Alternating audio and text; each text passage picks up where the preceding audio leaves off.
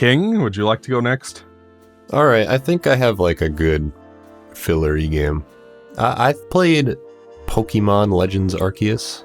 I guess we'll start with that. It's That's not really in my this top year. list, but yeah. So I think that it's cool that a lot of people really love this fresh new direction. I thought it was good, but I'm not like head over heels with the game like a lot of people seem to be. I think it's like an interesting direction to take Pokemon, and I think that they should take a lot of these ideas that they presented. Like, I think the catching mechanics are very good. I think those should probably stay for the future, so you don't have to enter a battle every time you want to catch a Pokemon. I think it's just fine to be able to throw the ball at them. I think it's cool to have a focus on catching again. I like that. I thought it was really fun to try and complete the decks, because like the story was actually built around it. Like, you're pioneers of this new land, so you have to like study all the Pokemon that are there and like study the ecology. So it felt like a very fitting thing to be doing. It was like a nice shakeup basically, but I think my problem with it was, first of all, whenever I play a new Pokemon game, the thing that I'm looking forward to most is the new Pokemon. And in this game, there's like 10 new Pokemon, as opposed to like the usual like 80 plus that you usually get these days. So it's kind of disappointing to step in here and be like, yeah, there's like a few new Pokemon, I guess, but it's mostly just a bunch of old shit. And that's when, for me, Pokemon gets kind of boring, is when I'm only picking from the old options. It's kind of like, well, what am I going to build? What kind of team am I going to build if I've already used all these fuckers before? It's kind of, you know, it's not the reason that I am drawn to Pokemon these days. And it was like a fulfilling, fun experience. I think that they took some interesting risks, but it's going to be hard to go back to it before I make my video, then obviously I'll have to go back to it, but it's to the point where I preferred the more traditional one they released this year. So you prefer the Pokemon Violet over... Yeah, you know, okay. Bugs and all. Definitely had new Mons. That one's not in my top list either, because it crashes and it is buggy as fuck and is not what Pokemon should be ideally either. But I also think that game, you know, brought a lot more to the table in terms of it had a fuck ton of new Pokemon that I really loved, pretty much most of them. And I think that it inherited enough from Legends Arceus that I was able to enjoy the gameplay loop in the same way. And I kind of prefer having like if they're gonna do this open world thing, I prefer to be in a true open world rather than in Legends Arceus where you had to load into a zone and then you just kind of hang out there, and then if you want to leave, you load out. I prefer this new approach of like, you know, you just are in a traditional open world. There's not like, there's only loading screens if you have to enter like the main city or whatever. Yeah. I think it made for a more immersive, seamless experience. So like that, it's basically all I'm going to say about them. Also, the story kind of sucks ass in Legends Arceus. Not that modern Pokemon storytelling has been particularly great at all, but... Well, I think so far, I mean, I haven't even beaten it yet, but the story in Gen 9, or at least like some of the world building anyways, I think is kind of interesting, and the characters are pretty interesting too. Yeah, I think Gen 9's kind of, in some ways, a return to form, especially the ending of the game. There's no Chairman Rose. Yeah. There's no Chairman Rose, yes.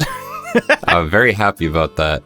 But yeah, it has like a cool ending, like a really, really cool ending. It's not like a fully realized, like black and white-esque, or even like I know you'll hate me for this, Ryan, but it's not like a Sun and Moon story where like it doesn't come together quite like those games, but because like for the most part, it's kind of a traditional, you go do the gyms and there's barely anything going on until the end of the game. But the end of the game did return me to a very hype mentality of like, holy shit, I haven't seen this in a long time for Pokemon, so that was pretty cool. For whatever it's worth, though, for Pokemon Scarlet and Violet, and I haven't beaten the game yet, but like, it's actually one of the things I like about the story is that it seems comparatively low stakes when you compare it to the other games. Like, like the gym, or not the gym, like the evil team, it's not like Team Magma or Aqua where they're trying to like expand, you know, like, oh, they could potentially destroy the world for the sake of the legendary Pokemon. Like, oh, Groudon wants to make it all land and Kyogre wants to make it all water. or like Team what was the one from Black and White? What was that team? Plasma. Plasma. Okay, no, Galactic was Diamond and Pearl. And like, Team Plasma is just like, oh, we want to liberate Pokemon, all this, that, and the third. And this is just like a bunch of kids who were bullied. And I kind of like how it's very focused on the school aspect of Pokemon. And I actually found myself actually taking some of the classes and taking the tests and talking with some of the professors and the teachers and talking with some of the students and everything like that. It's just it just feels like a very small, a very low-key, low-stakes adventure, and I kind of like that. For the franchise, I think it's kind of refreshing in a way to scale things back a little bit. I don't know how, I hear things get, they go monkey mode towards the end of the game, but I haven't gotten there yet. I think that it has a strong unified theme. Mm-hmm. Its school theme. Pretty much every thing that you do in the game kind of contributes back to that core school theme of the like you said, the evil Team Star were bullied, so they're a group of victims in a way that were thrust out from the school. And there's actually interesting stuff in there where the headmaster of the school takes responsibility for not doing enough about the kids there. There's actually some surprisingly adult messaging in here about the responsibility of having a position of power like that. And it's just very it's not something I would have expected from Pokemon these days, but it was a very refreshing story, I think. Nothing groundbreaking, but until the end, that is. I do think the final hours of that game are fucking incredible. Mm. It runs at 5 FPS sometimes, but it's pretty great. I will say though, I think because you were saying that you prefer Violet over Legends, right? Yeah. I kind of flip-flop between which I prefer. And I remember I was watching your Phantom Hourglass and Spear Tracks video earlier this year, and you kind of make a really interesting point where it's just kind of one game kind of suffers because of the other. And between the two games, there would be a very interesting, that would be the best game right there. If we just took the two games, we put them together. I kind of feel that way with the mainline game and then the Legends game. Because I think I prefer the Legends Arceus over Pokemon Scarlet and Violet. Because while the Legends game has 10 new Mons and a lot of them are just kind of different versions of older Mons, it also makes me use Mons that I haven't used before. So I thought that was kind of interesting. And because with the new game, I kind of struggled to form my team because it has a lot of new Mons, but at the same time, I didn't really care for much of them. I just thought a lot of them were kind of dopey looking. I thought a lot of them looked kind of stupid. They didn't really have a lot of appealing designs. And I also felt as if Legends had a bit more teeth to it. It was a bit more challenging. I thought it had more interesting mechanics in terms of how you learn new moves and how the what was it, the agility system and the what was it called? There was two types of modes that you can agile and something else. Yeah, I thought that was kind of cool. I like how the one town that you have in the game is really fleshed out, and I think it has more interesting side quests and everything. I think Scarlet and Violet has the more interesting story, but I think the one that I always think about, the one that I'm more interested in seeing through to the end, because I beat the main campaign for Legends Arceus, but I haven't done any of the post game stuff.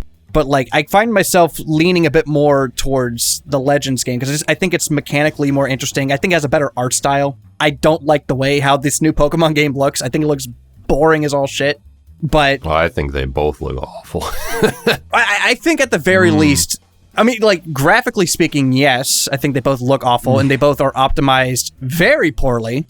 But I think in terms of art direction, I think Legends just stands out a lot more than this super dry, super bland, inoffensive art style that Gen 9 has. It just looks so boring and so If I may drab. interject with something.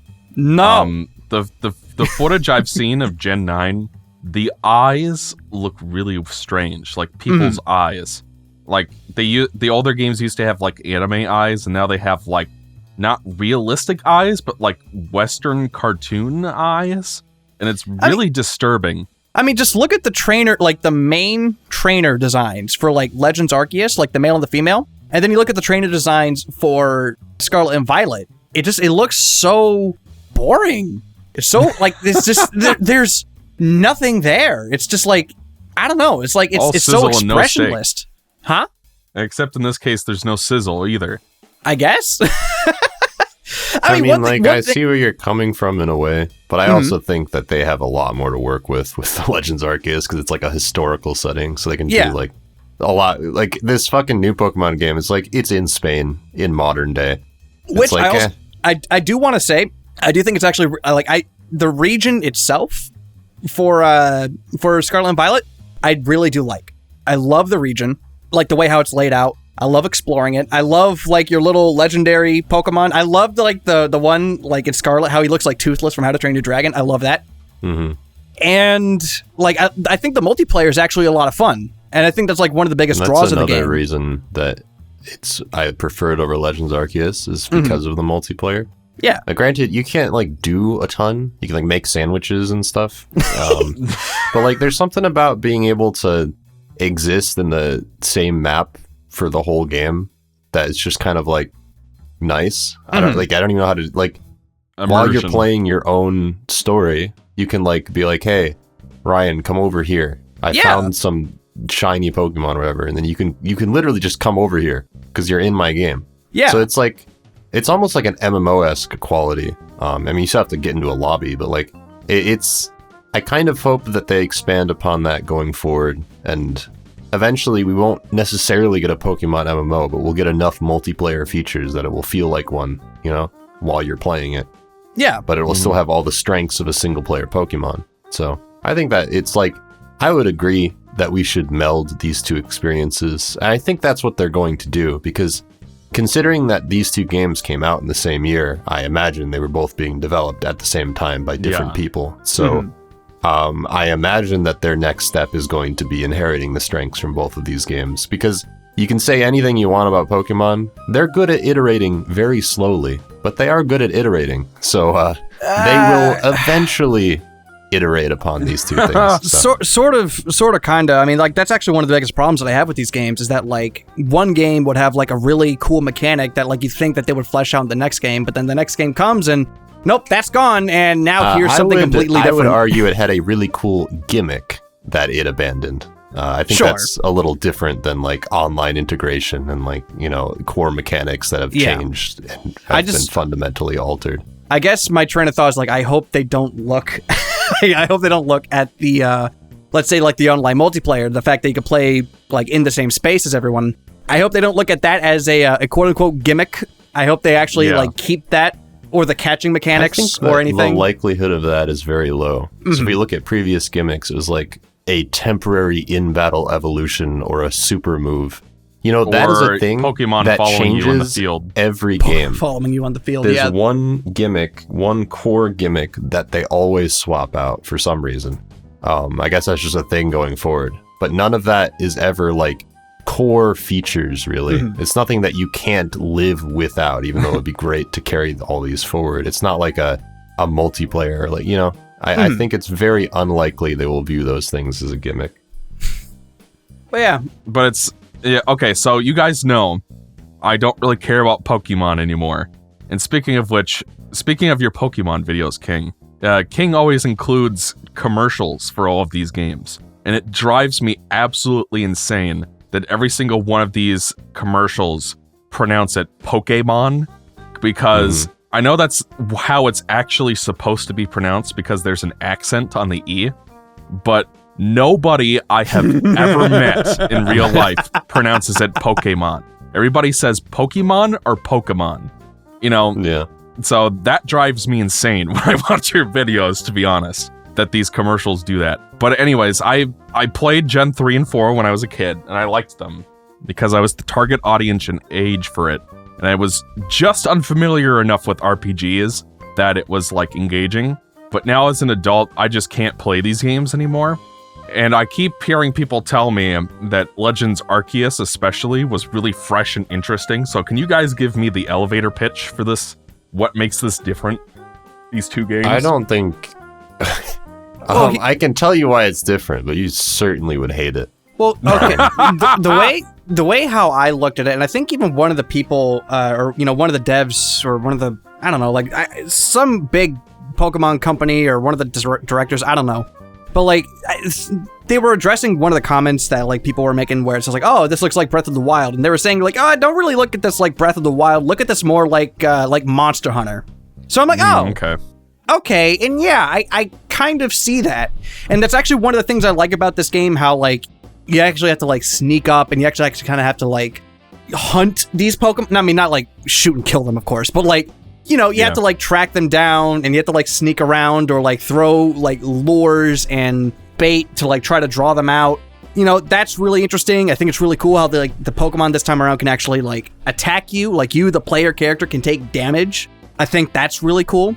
And so like that was one of the draws for me. One of the things I like really like, again, like one of the things I prefer more than something like Scarlet is that like there was a bit more teeth to it, and there was a bit more challenge, and it felt like it was more, the world felt a little bit more believable, because like some of these mons would actually like try to hunt you down and try to attack you. So I think that was cool. And like there's actual like boss fights where you have to like throw like this like bait or like these things to like try to calm down like these giant monsters. So you like throw them at them, and you have to like dodge like attacks and everything like that. Like as the character, not as the Pokemon, but like as the trainer, you're actually doing things, so it felt a bit more involved. So is there battling? Yeah. There's traditional like Pokemon battles. Like ultimately, like that's how like you weaken other mons that you want to catch. Like if you want to go like into a battle, you just throw your Pokemon out, and they'll like, you have the battle. And there's also like trainer battles and everything like that too. But like the trainer, him, her, themselves, like they actually do things. It's not just, oh yeah, just leave the mons to do all the work. No, like you're actually doing things too. So I think that's really interesting. So it's like, kind of like you have a choice between the Safari gameplay and traditional gameplay. Sort of, kind of, yeah. Like it's actually not a lot like the Safari zone in the sense that like you can just choose to throw a ball at something and try and catch it that way. So that it's like the main shakeup is that mechanic of like you can like sneak up on something and it'll give you a higher catch rate or whatever. I think it is probably the most satisfying part of the game, being able to just see a bunch of Pokemon on a field and throw a bunch of balls at all of them and like catch them in a few minutes. Mm-hmm. It's like a nice shakeup, I think. Probably something worth keeping going forward. I think the premise is fucking stupid, though. I think the premise of like God himself sending you back in time and giving you a Jesus phone. Yeah. It's the stupidest fucking thing in the world. I'm like, you literally did not have to do this. You literally could have just made this a character from way back when, but you had to give the main character a fucking cell phone. What the fuck? The story in general is like... It's oddly Persona 5-esque in a way. The story generally is like pretty bad, and like... I mean, I guess you could say you could predict most Pokemon plots, but this one is especially like, oh yeah, this dude's evil. Oh yeah, this dude's fucking, yeah, this is what this... And then there's no like a lot of Pokemon games have like a twist of like, oh, this guy's doing something for X reason, at least he's interesting. This game is just kind of like, oh yeah, that dude, he's not good. And then you get to the end of the game, it's like, oh yeah, he's evil. And then it ends. It's just so stupid. Like I haven't done the post game stuff yet, because like I hear like the post game stuff is actually like really hard and like actually like really good. But yeah, I mean, like even with like the main campaign stuff, I was just like mashing the A button to get through the story. I wasn't paying attention. I didn't give a shit. Like as soon as I saw the cell phone, I checked out. I'm like, oh okay, well.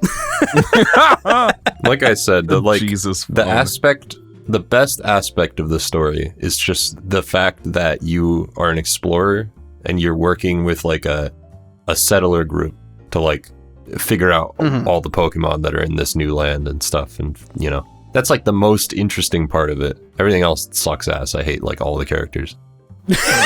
Nobody is on the level of Chairman Rose, thankfully, but I don't like any of them really. Yeah, you know, at the very least, evil plan who? Again. Oh, hey, I want to activate the Dark Day or something like that. I want to do the end of the world now. The Galar region is in 100 years. Was it 100? I think it was 1,000 actually. Yeah. It's some like crazy number, like 100 or 1,000 years in the future, the Galar region will run out of energy. You know, it's like sort of a commentary on global warming, stuff like that. You know, like that's what they're attempting to do. So what he does is there's this Eternatus that they have locked up who can enact the dark days or whatever, which will like, it was like a phenomenon years in the past that like stripped the Galar region of all of its energy. But if he's confident that if he uses Eternatus in a certain way, he can give Galar like infinite energy or something.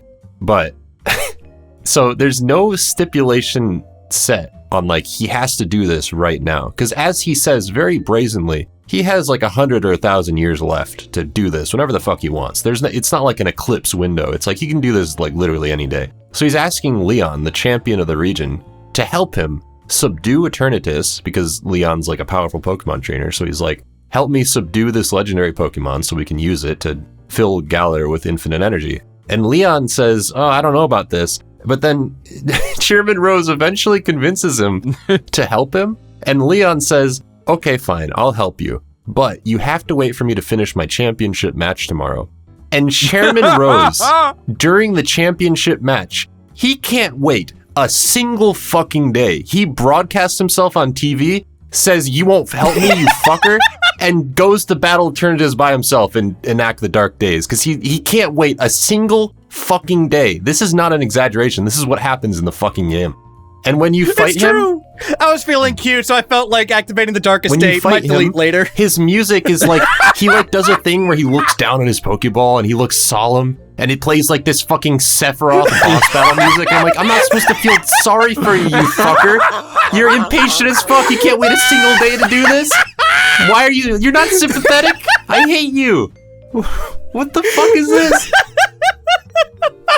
It's the stupidest thing I've ever seen in a Pokemon game.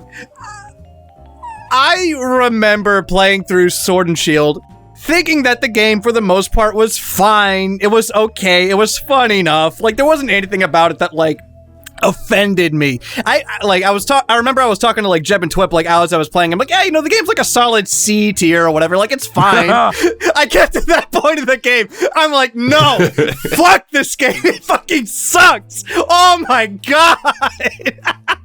And that was a really good sandwich that spontaneously combusted in the last second. To paraphrase TGX. Oh, I needed that. Oh, thank you, King. Oh. I need a cigarette after that, Jesus. It's so stupid. But you know, for whatever it's worth, I think Legends, Arceus, I think Scarlet and Violet, you know, they're two sides of the same coin, but they're good.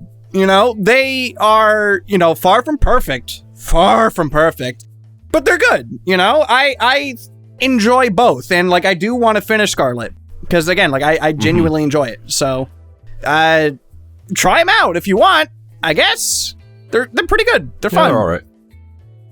So, I would like to ask, since we did podcasts, or since you know you guys did a podcast on God of War, we did a podcast on Sonic Frontiers. Do we want to touch base a little bit and just kind of give like, I guess like an updated thoughts, like if our opinions on the games have changed or anything? Yeah, I don't. Not really. I haven't sat down to play either of them. Really changed. Nah. If you have new thoughts, go ahead and share them. I mean, I never played God of War Ragnarok, so I mean, and I probably we did will, promise people that you'd give your spiel about why you weren't in the episode when we did our end of year. Because I thought the 2018 game was boring. Yeah. You know, it's like it's a game like God of War Ragnarok is a game I never really had any interest in. A game I have a lot of respect for. You know, don't get me wrong. Like games like that don't make themselves. Yeah. But it just looked very boring.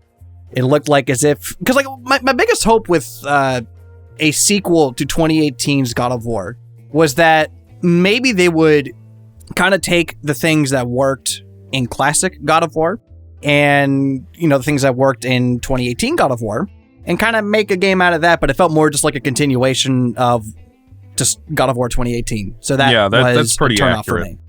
Yeah. So I guess like my hope going forward with God of War, I hope that they do something a bit more video gamey. Like I remember somebody was saying something along the lines of maybe going like in a Souls direction for God of War. Which is interesting because we brought that up in the podcast. Yeah, no, I was saying like someone like in the podcast was saying the Unversed podcast that y'all did. I forget who said it, but I think that would be perfect. I don't know if I'd want the whole like, oh, you died, so you lost all your currency, so go back and get it. I hate that.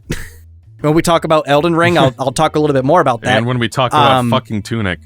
When we talk about Tunic as well, there's a lot of games that do that, but, just make it feel a bit more like, well, I guess like if you're trying to do like more of a Souls thing, it's not really being its own thing. But like, I don't know. It's just like, I think a lot of the identity and a lot of what made God of War the kind of game that it is got lost in this new direction to where now it just feels like a generic Western action adventure game. And that's not really fun. I can sort of see what you're saying. Like, it definitely took a lot of inspiration from Naughty Dog's stuff. As opposed to the older ones. And honestly, just like a lot of games that followed in that footstep. There's also like a lot of complaints about like how Sony interactive games are now like this third-person, over-the-shoulder shooter.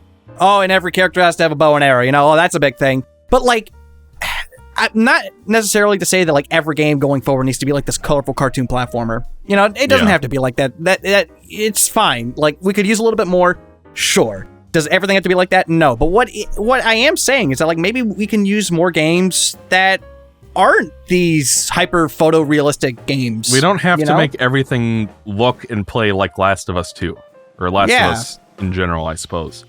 It's like, it's part of the reason, and I know I'm going to sound like a Nintendo fanboy when I say this, but like, you look at the Switch library and you look at like the games that were nominated for Game of the Year, like from 2017 onward, like that's when the Switch came out. You got like Breath of the Wild, Mario Odyssey, you got Metroid Dread, Fire Emblem Three Houses, Animal Crossing, Kirby, The Forgotten Land, Xenoblade 3.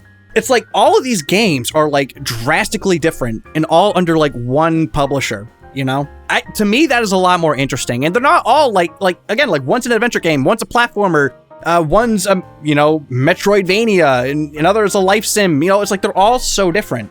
Yeah. But then like, and Sony could have that. Sony could have had that. But like the studio, like, they made that Astro Bot game that came like packaged in with the PS5. But then they shut down the studio that made those games. Okay, well they shut down Asobo Studio, which I think was Mark Cerny's company.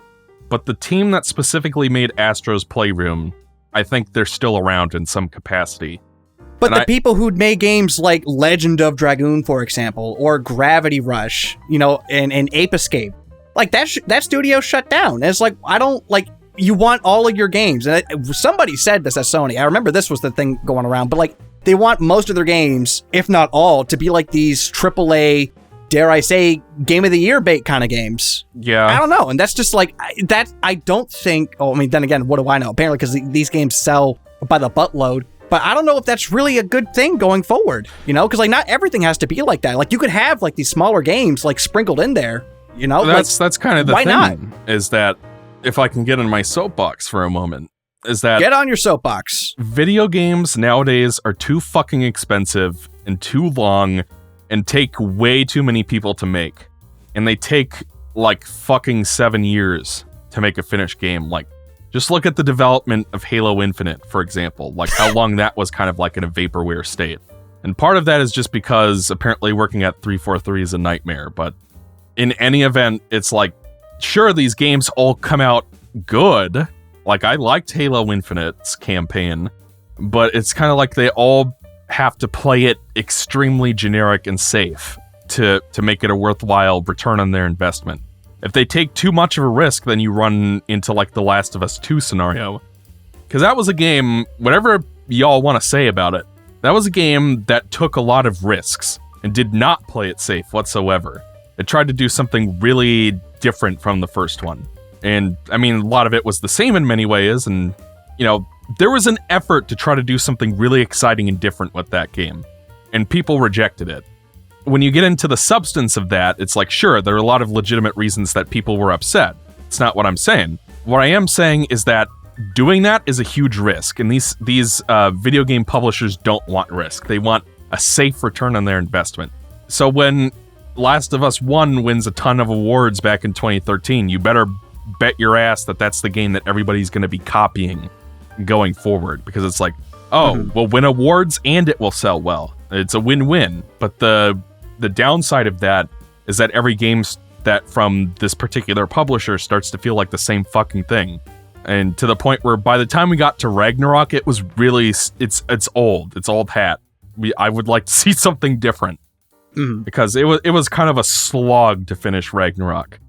Well, I mean, even still, though, like, God of War Ragnarok sold crazy, and then also on top of that, like, you were saying that people rejected Last of Us Part 2. Not saying that game didn't get any criticism, because it did, but at the same time, that game also sold like crazy. Like, it sold a lot. But I do think it may have sold well. It's probably like a Katy Perry Prism scenario.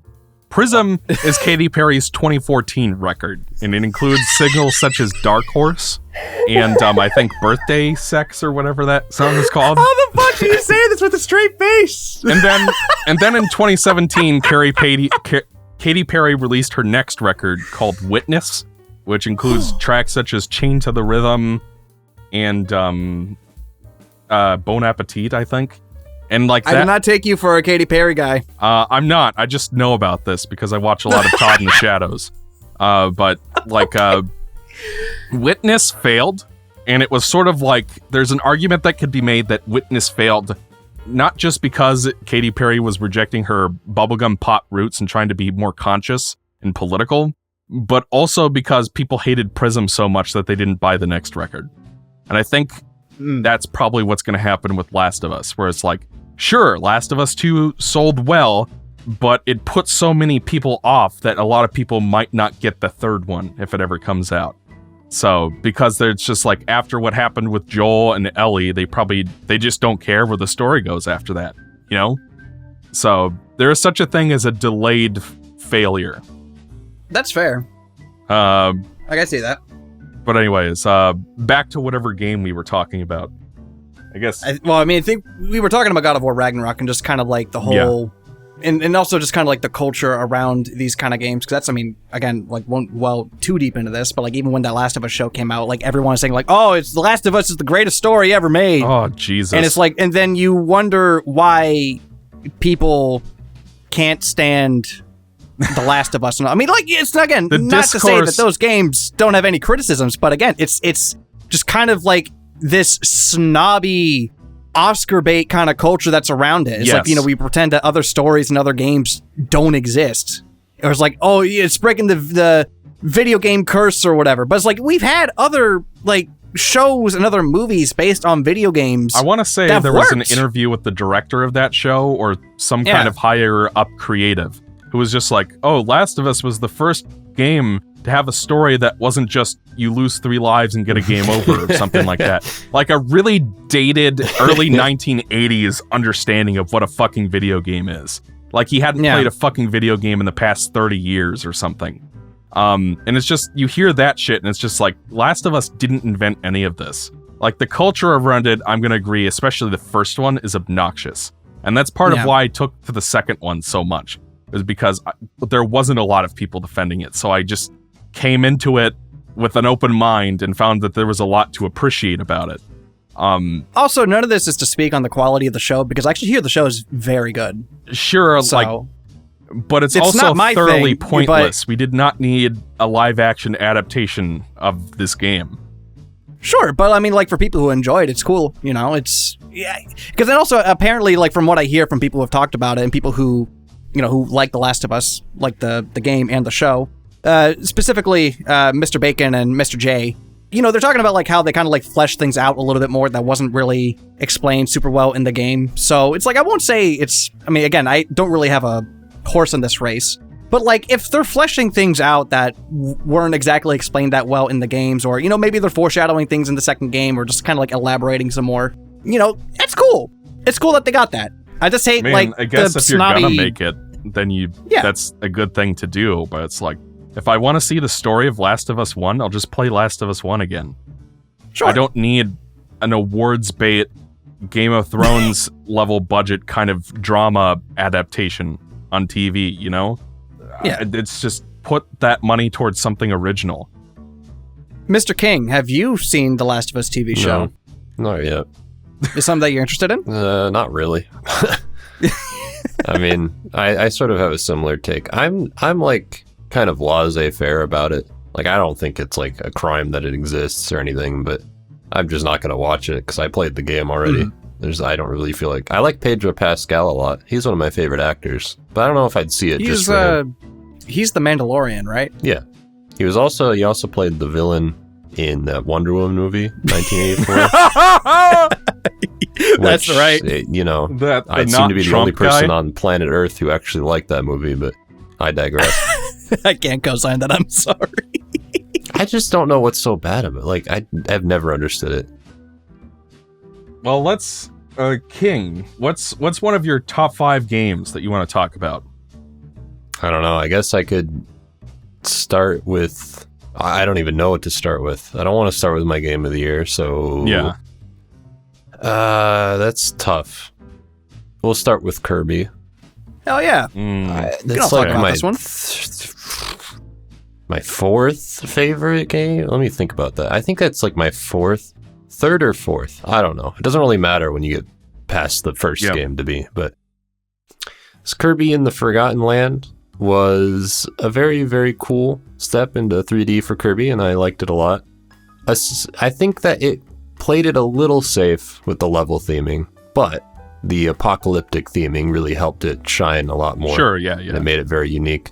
I think exploring like the mall and the abandoned amusement park and shit like that was really cool. And I think in typical modern Kirby fashion, it goes insane at the end. I don't know like what kind of drugs these Kirby developers take when at the end stage of their development. I don't know.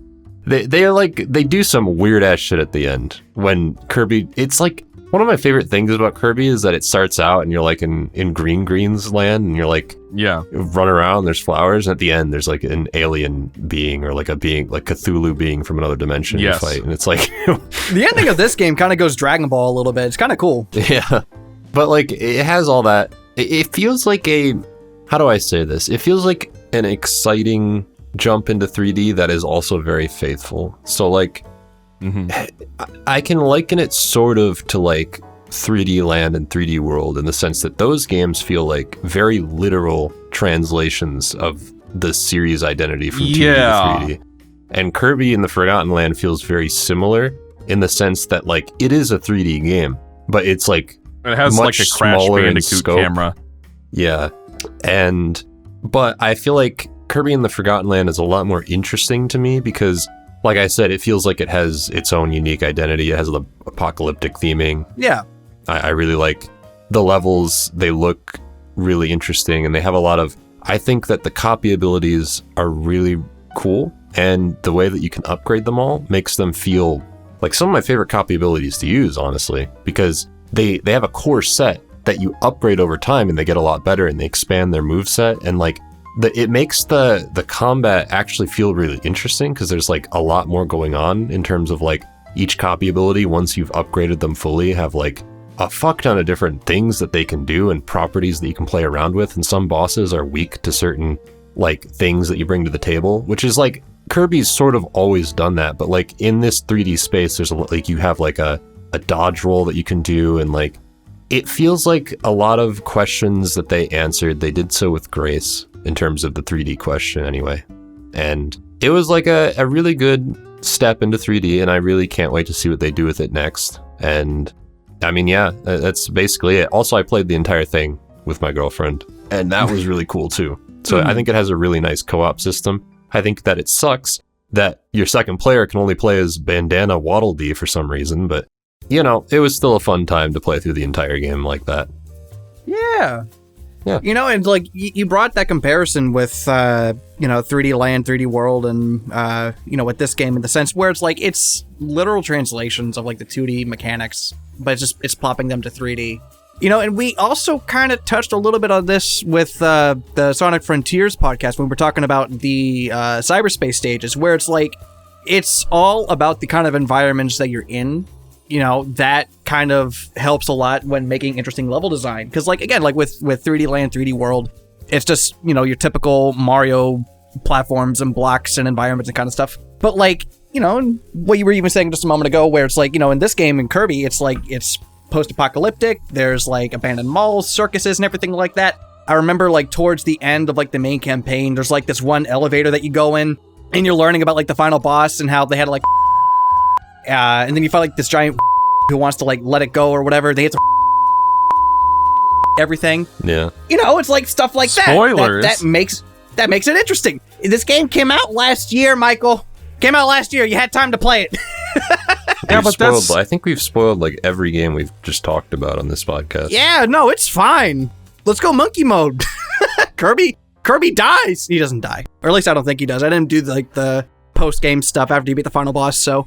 But you know, it's stuff like that makes the game stick out for me. You know, it's not... I mean, I don't know about the Return to Dreamland, like the game on Wii. I hear that one's pretty safe. Is that true? In terms of theming, I guess. Yeah. That's actually... Do you guys have anything else you want to say about Forgotten Land before I get into this? I mean, I liked the... I mean, you know, King was also touching up on the power-ups and everything like that, but I also think it's really cool how there's like a Coliseum mode, and at the end you gotta fight Meta Knight. I thought that was really cool. And I like how, like, there's different challenges where, like, just kind of scattered around, like, the little, the world map where it's like, oh, you have to get through, like, this little super linear obstacle course using this one specific power-up. You know, that was... I think those do a good job teaching you about the advanced uses of those things as well. Those things are very well designed in the sense that, like, they sort of get you in the mindset to use these power-ups in specific ways. It's been a while since I played it. I can't remember, like, I think that, like, Spike has a lot of interesting properties in 3D.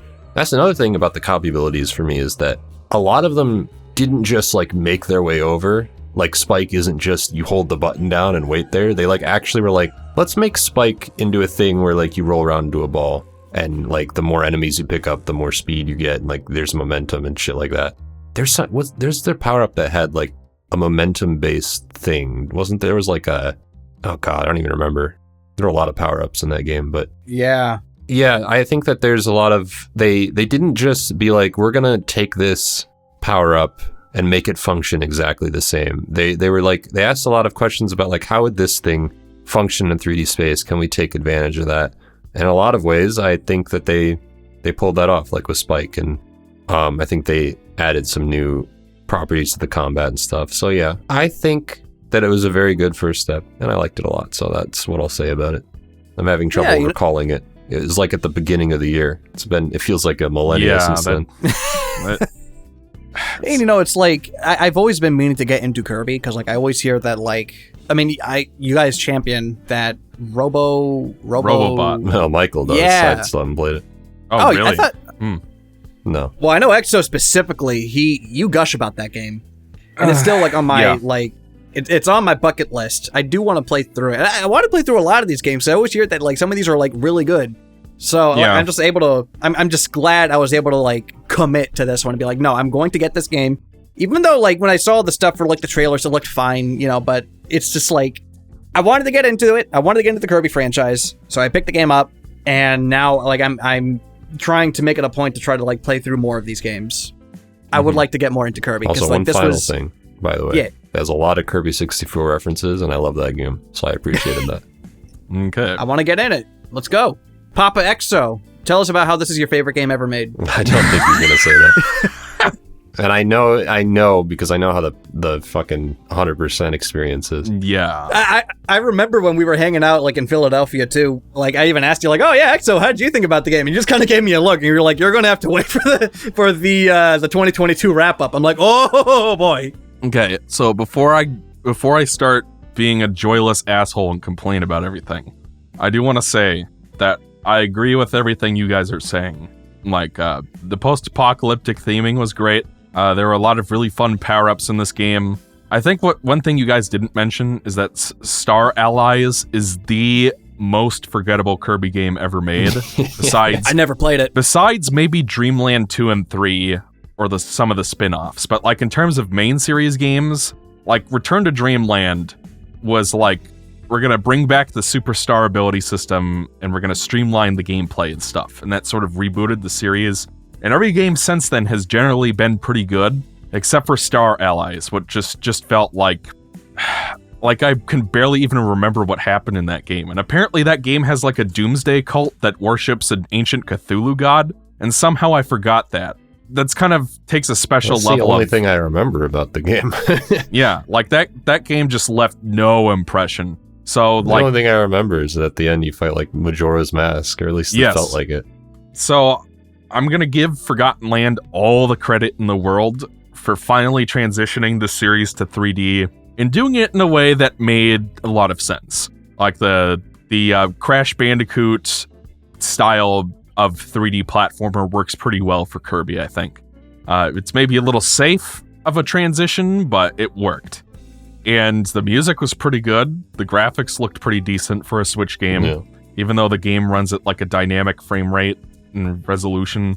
Well, it was a dynamic res, not a frame rate. It was locked to 30, which was pretty...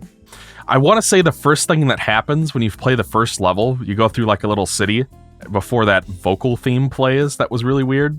And like the first thing that happens is a Bronto Burt pops in the background. Like you can clearly see it in the background appearing out of nowhere. So that was just like, oh no! That kind of left a bad first impression, but this game has a lot of good things going for it, and I don't want to undersell that. My point is, I think I am officially sick and tired of Nintendo-style modern platformers. Like, everything Nintendo has published in the last 10 years has felt really safe and samey and boring. I'm so sick of these games that have like 30 levels in them, and the 100% takes forever. Like, every level drags on for 10 minutes for some reason. Like, they were boring back in the Wii era, but they've just kept making these games this way. Especially with 2D platformers, it just gets really old. And this game is basically designed like a 2D platformer in many ways. Like, it has some 3D-ish elements, especially with how the powers work in this game, but in many ways it just feels like another side-scroller. It's like the new Super Mario Brothers-ification of the genre, where like every game feels like this.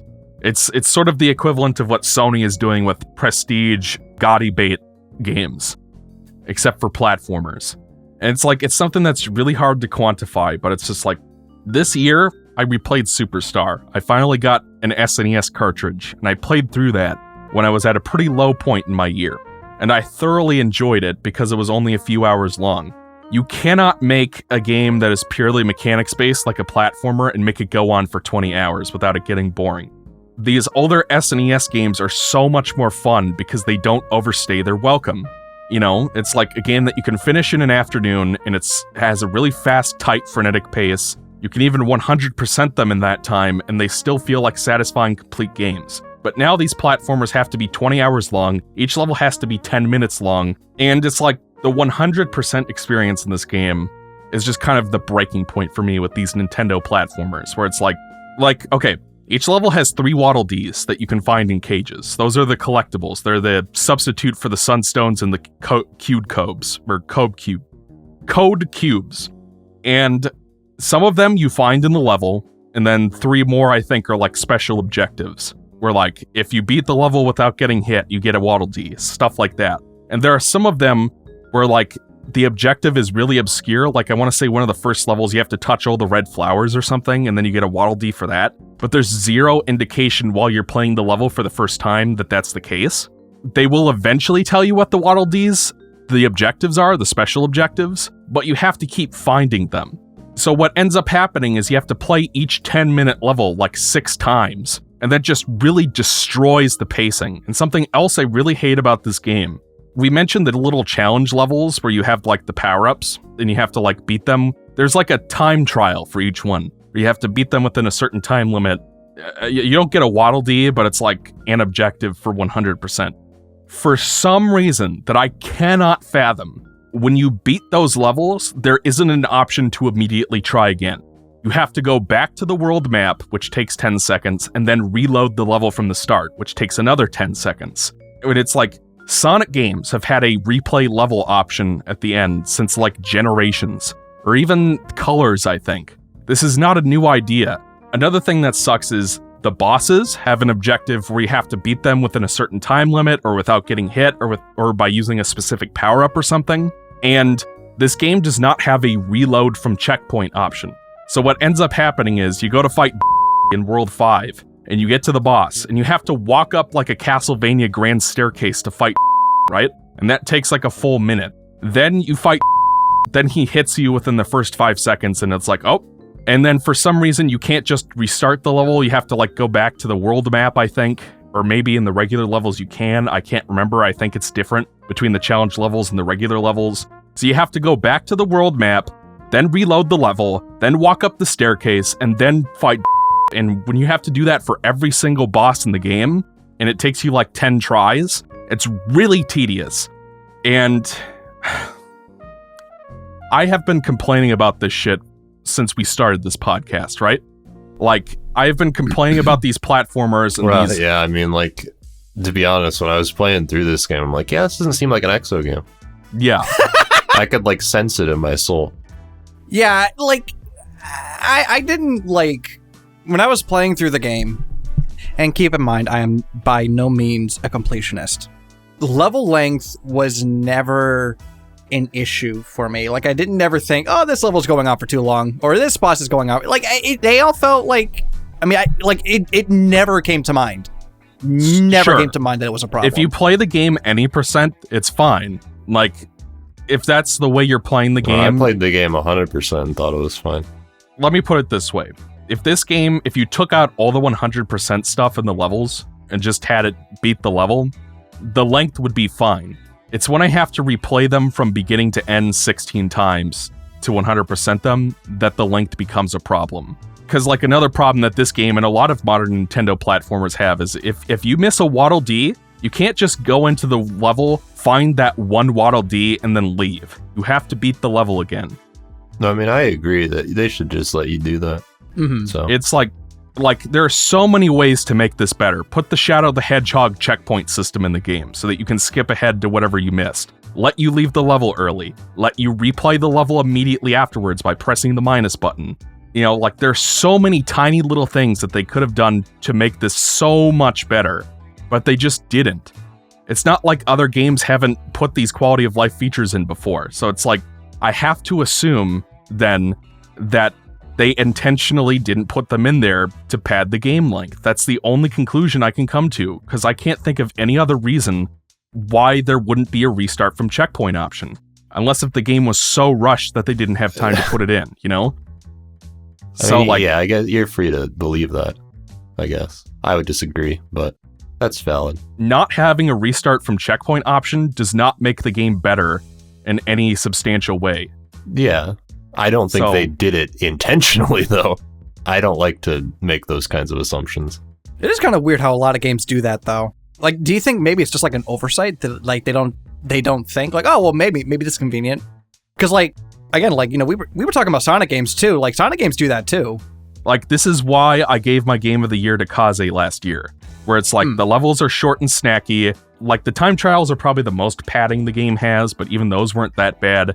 If you miss a bonus room, you can just get the one bonus and leave, and the game is maybe like 10 hours long, at most, if you do everything.